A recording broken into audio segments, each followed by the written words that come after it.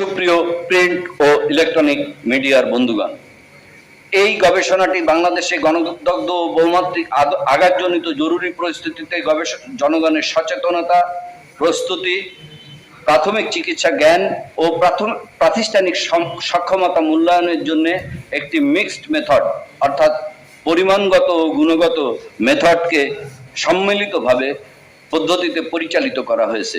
গবেষণার জন্য তথ্য সংগ্রহ করা হয়েছে Dhaka city corporation, Khulna city corporation, Mongla, Savar ও আশুলিয়ার শিল্পাঞ্চল সহ ঝুঁকিপূর্ণ এলাকাগুলো থেকে। পরিমাণগত অংশ র্যান্ডাম সার্ভে পদ্ধতি, শিল্প শ্রমিক, শিক্ষক শিক্ষার্থী, সাধারণ জনগণ, স্বাস্থ্যকর্মী, ফায়ার সার্ভিস সদস্য, পুলিশ সদস্য, আনসার সদস্য, স্থানীয় সরকার প্রতিনিধি, সাংবাদিক বৃন্দ এবং সংশ্লিষ্ট অংশীজনদের কাছ থেকে তথ্য সংগ্রহ করা হয়েছে। গবেষণায় মোট 503 জনের উপর সার্ভে পরিচালনা করা হয়েছে। পাশাপাশি মাঠ পর্যায়ে বাস্তব অভিজ্ঞতা ও নীতিমালা, সীমাবদ্ধতা ও করণীয় বুঝতে 10টি ফোকাস গ্রুপ ডিসকাশন এবং 19টি কি ইনফরমেন্ট ইন্টারভিউ পরিচালনা করা হয়েছে, যেখানে অর্থাৎ এটি সার্ভেটি পরিমাণগত এবং এই বাকি যেটা এটা হচ্ছে গুণগত বিষয়গুলি দেখার জন্য, যেখানে বিভিন্ন মন্ত্রণালয়ের সচিব, ঊর্ধ্বতন সরকারি কর্মকর্তাবৃন্দ, স্থানীয় প্রশাসনের প্রতিনিধি, সিভিল প্রশাসনের প্রতিনিধি, পুলিশ প্রশাসনের প্রতিনিধি, শিল্প প্রতিষ্ঠানের প্রতিনিধি এবং দুর্যোগ ব্যবস্থাপনার সাথে সংশ্লিষ্ট বিশেষজ্ঞরা অংশগ্রহণ করেছেন। আমাদের গবেষণায় প্রাপ্ত ফলাফল নিম্নরূপ। আমরা যে ফলাফলগুলো পেয়েছি একটু ডিটেল বলছি।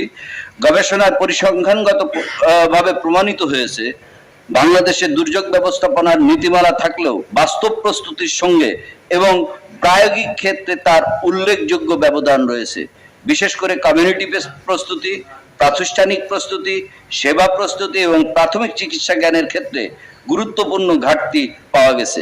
অর্থাৎ কাগজে কলমে প্রস্তুতি থাকলেও মাঠ পর্যায়ে তা এখনো পর্যন্ত পুরোপুরি কার্যকর করা সম্ভব হয়নি। যদিও সরকার দীর্ঘদিন ধরে এর প্রচেষ্টা চালিয়ে যাচ্ছেন, বর্তমান সরকারও এ বিষয়ে যথেষ্ট ভূমিকা নিয়েছেন ইতিমধ্যেই।